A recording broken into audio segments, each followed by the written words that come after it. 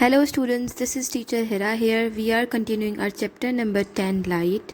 Our today's topic is colored filters. If you shine a ray of light through a colored filter, some colors are blocked or absorbed. Other colors are allowed through or transmitted through the filters. There are different filters shown here are a red filter absorbs blue and green light and transmit out the red light.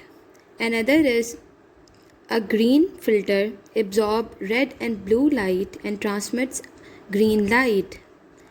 Another filter here is, in this case, the red filter absorbs blue and green light.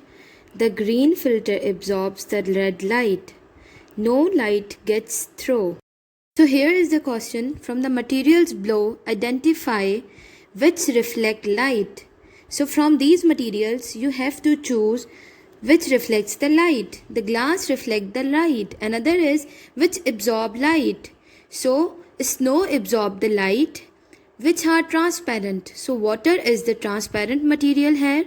Which are opaque. So coal is the opaque which absorb the light and cannot reflect or gives it out. Another is which are translucent. So the tracing paper is the translucent object. I hope all the queries are solved. Thank you.